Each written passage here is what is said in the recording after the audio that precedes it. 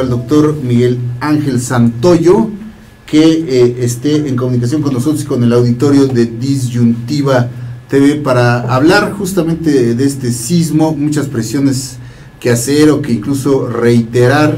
En primer lugar, pues son, hasta lo que teníamos conocimiento, a menos que me corrija el doctor, 23 réplicas, y sobre todo decir que fue un sismo y no dos, lo que ayer se reportaba incluso erróneamente que habían sido dos sismos. No, es simplemente que se hace esta precisión, se emite un dictamen preliminar cuando ocurre un sismo y después ya se hace las precisiones respectivas. Doctor Miguel Ángel Santoyo, muchísimas gracias por esta comunicación, doctor. Buenos días. Buenos días. Buenos días. Muchísimas gracias. ¿Es correcto hasta ahora el número de réplicas, doctor? ¿23? Sí. A ver, hasta las 8 de la mañana el número de réplicas son 27. 27 ya. Ok. Sí. Perfecto, muchísimas gracias. Hasta las 8 de la mañana. Es probable que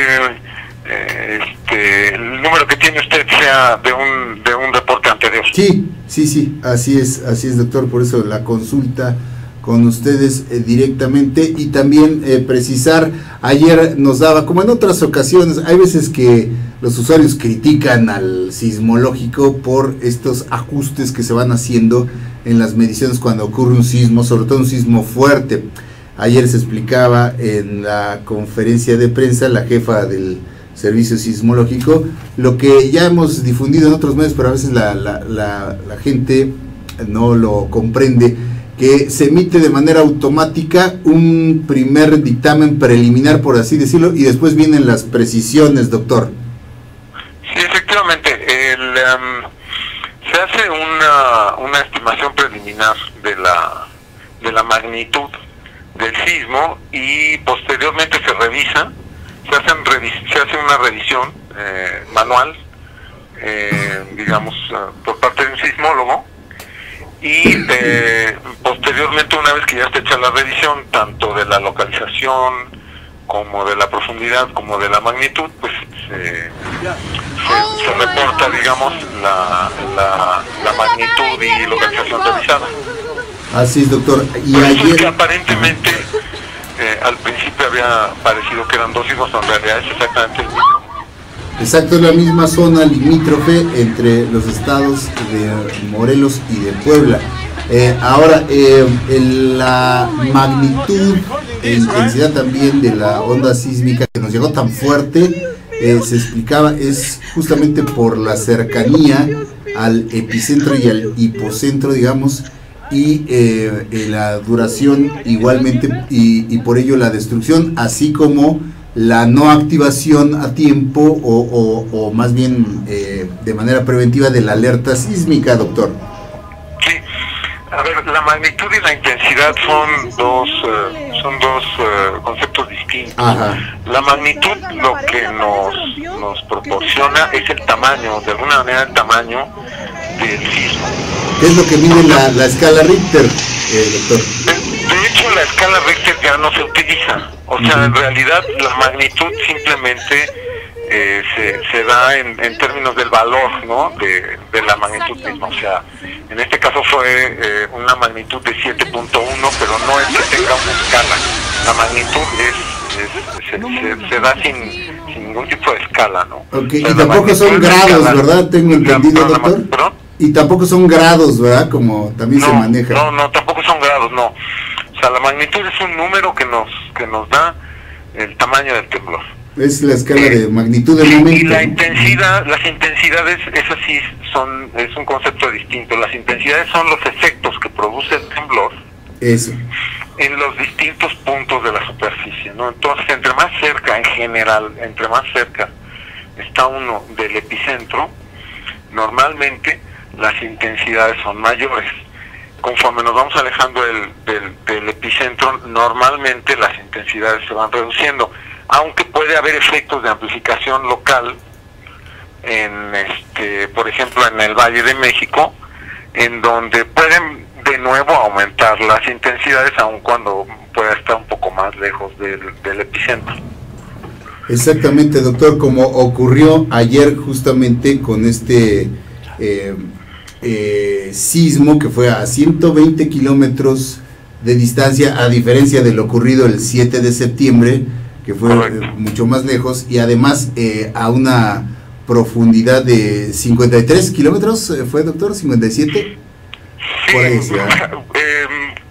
curiosamente coinciden más o menos las profundidades de los dos sismos, ¿no? Ajá. Pero, digamos, el régimen, digamos, aun cuando incluso los dos también ocurrieron dentro de la misma placa de Cocos, pues es digamos, el tipo de ambiente, tanto en el sismo del 8 de septiembre y el del día de ayer, son ligeramente distintos, ¿no?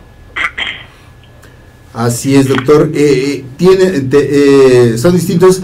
¿Tienen alguna relación esta liberación de energía, digamos, es una consecuencia directa del sismo del pasado 7 de septiembre en el Istmo, doctor?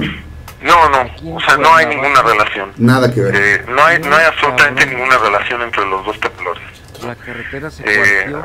Ha sido, de hecho, una coincidencia, ¿no? Que hayan ocurrido tan cercanos, ¿no? El uno del otro, pero en realidad no hay absolutamente ninguna relación. Es una zona de movimientos tectónicos, una zona, digamos, como dicen, sísmicamente muy activa y pues se pueden producir en cualquier momento, en base también a lo que ayer se difundía, que siempre hay esta desinformación también en redes sociales, hablando del gran sismo, del Big One, que pues no se puede predecir, y además pues necesitamos predecir los sismos, porque aquí estamos realmente en una zona que es muy sísmica y que pues no necesitamos predecir los sismos, y hay que estar en cambio preparados en todo momento para ello, doctor, como lo están en el servicio sismológico.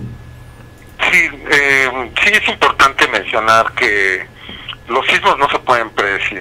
O sea, con el conocimiento científico actual y con la tecnología actual no es posible predecir ningún terremoto, ¿no? Por otra parte, también hay se difunden en las redes sociales muchas informaciones o muchos comentarios apócrifos, ¿no? Exactamente. Por ejemplo, sobre esta, digamos, supuesta ocurrencia de un sismo futuro. Bueno, es imposible saberlo, y esa información es completamente apócrifa, así es que yo lo que sugiero a la gente es que no hagan caso de estos mensajes apócrifos, ¿no? Porque son completamente falsos. Sí, solo causan alarma, incrementan la situación de pánico e incertidumbre, y bueno, sabemos aquí en la Ciudad de México históricamente siempre hay que estar preparados para los sismos. Incluso la alarma sísmica no es una predicción, es un sensor que avisa lo que está ocurriendo a algunos kilómetros de distancia, doctor. Aprovechando que lo tenemos en la línea, también esta precisión, hay muchos mitos, ¿no? Y todos somos a veces, le hacemos al sismólogo cuando ocurren este tipo de eventos. Este asunto de el movimiento trepidatorio, oscilatorio, doctor, si nos puede explicar. Tengo entendido que esto no depende tanto, la onda sísmica pues siempre es parecida, ¿no? O siempre es igual, mejor dicho. El movimiento depende de las condiciones del terreno, de la lejanía y de otros factores. ¿Nos puede hablar de esto, doctor, por favor? Sí, efectivamente, tampoco hay, como dice usted, una clasificación de los sismos, que en el sentido de que sea trepidatorio u oscilatorio. En realidad los sismos producen un movimiento del terreno en todas direcciones. En general, entre más cerca estemos del epicentro, normalmente se siente más el movimiento vertical. Conforme nos vamos alejando del epicentro, vamos, digamos, percibiendo más los movimientos horizontales. Exacto. Sin embargo, los sismos producen movimientos en todas direcciones, entonces en realidad no es correcto hablar de que fue trepidatorio u oscilatorio un sismo, ¿no, doctor? Escuchaba yo alguna vez un ejemplo de una piedra cuando la arroja uno al agua, las ondas que produce. ¿Es correcta esa analogía, doctor? Pues no enteramente, porque las ondas que se producen en el agua realmente no son el mismo tipo de ondas que el tipo de ondas que produce un sismo, ¿no? O sea, son distintas, ¿no? En realidad un sismo produce, de hecho, varios tipos de ondas. Hay ondas que viajan por el interior de la Tierra, pero también ondas que viajan por la superficie. Entonces, si se quiere hacer una analogía entre las ondas que se producen al aventar una piedra en el agua, en realidad es difícil hacerla, pues, porque ese tipo de ondas son distintas a las que produce un sismo. Perfecto, doctor.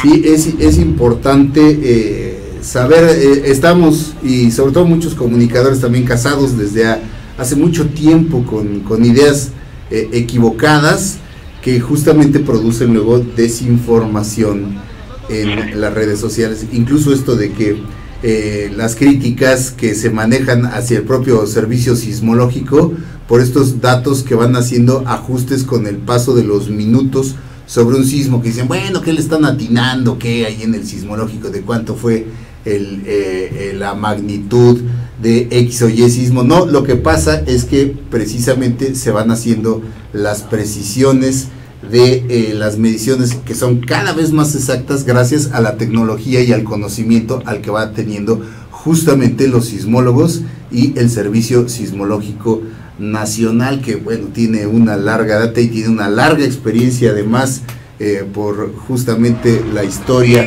sísmica de este país, doctor, y por eso nos interesaba mucho hablar con especialistas de esta institución. Doctor Miguel Ángel Santoyo, muchísimas gracias por sus conocimientos. Muchísimas gracias a ustedes por la oportunidad de dar estas explicaciones. Gracias, al contrario, estamos para servirle al Servicio Sismológico Nacional, que en realidad brinda un gran servicio a México y a los mexicanos. Un abrazo, doctor, muchas gracias, buen día. Igualmente, buen día. Gracias, doctor Miguel Ángel Santoyo. Le digo, tantas situaciones y tantas ideas que ya estamos casados con ellas, ¿no?